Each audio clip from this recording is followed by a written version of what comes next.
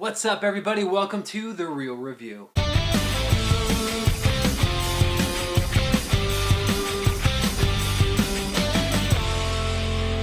Today, let's talk about Fantastic Beasts and where to find them. This film takes place 70 years before the events of the first Harry Potter film. So this whole thing centers around this guy named Newt Scamander, played by Eddie Redmayne, who is a magizoologist. I think I got that right. So Newt's whole purpose in life is to find these magical creatures, learn more about them, and to make their presence and what they're all about known to the wizarding community. So how is Newt going to educate the wizarding world about all these fantastic beasts? Well, I'll tell you. He is going to write a book called Fantastic Beasts and Where to Find Them. This book is actually referenced in the earlier Harry Potter films and where the idea actually came from for this film. For a majority of the film, you follow Newt and a couple of other people around the city of New York as he is trying to capture the fantastic beast that actually escaped from his suitcase. So the other focal point of the story is that there is a dark force going around New York and it's actually killing people and then just vanishing without a trace. What happens is the president of the American wizarding community is essentially got all of her detectives out trying to figure out what this dark force is and how to stop it to keep all of the people in New York City, or the world for that matter, knowing that wizards actually exist. For the most part, those two storylines actually worked, but in other instances, I would say that they almost conflicted and made the film feel a little bit separated, like there were two separate movies happening. What the film does really well is it makes you actually feel like, oh, this is happening during the 1920s. It doesn't feel like they just threw a bunch of random costumes on people. They really made it feel like a lived-in 1920s era New York, and it looks great. In addition to that, there is a lot of CG work in this film, and for the most part, it is very good.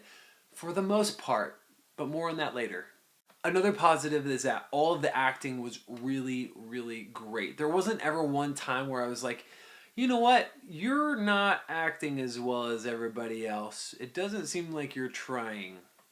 In addition to that, the whole movie ended up actually being a little bit more serious than I had anticipated. It was kind of like the latter half of the Harry Potter series after they became PG-13 rated, which was really surprising to me because all of the marketing leading up to this movie being released, I didn't really see any of the darkness and some of the real serious tones of the film. I remember seeing a lot about all the magical beasts. Oh, that looks cool. It's a flying thing. You know, those kinds of things. But I didn't see any of the dark stuff. I actually appreciated some of the serious nature they brought to the film. I felt like it gave it some weight, some more meaning than just, let's go look for some creatures. One of the last and probably one of my biggest positives about this film is you do not have to be a Potterhead, as they call them, or a Harry Potter series fan to go into this movie and really understand what's happening. I grew up with all of the Harry Potter movies, so I actually came into the film with a decent amount of knowledge about some of the vocabulary, what different things meant. My wife, on the other hand, I don't think she's ever seen an entire Harry Potter movie all the way through. She actually went in and came out saying that she actually liked the movie a lot more than she thought she would, and she didn't really need to have a lot of Harry Potter knowledge to get into it. And that's awesome. When a movie can do that and not rely on the previous lore, that is wonderful. So let's get to the negatives because there are a couple. First, the CG in this film. I actually had a problem with a couple of scenes. I know earlier I said it was really great. I think across the board for the amount of CG work that was in this film, it was really, really exceptional. But there were two parts in particular that I really had a hard time believing and getting into. There's one scene in particular at the very beginning where something glitches and you're like, that wasn't supposed to happen. And then later on there's a scene where Eddie Redmayne and Dan Fogler are interacting with some of the creatures, and my wife actually leans over and she goes, wow, the CG is really bad in this part. And I actually agreed with her. It was almost as if you can tell there was a green screen in the background, and the CG that they put on top of it it wasn't convincing at all. The second issue I had with the film was Dan Fogler's character. While he was actually one of my favorite characters, but at the same time, he bugged me a little bit. And the part that bugged me was that he was kind of a cartoon.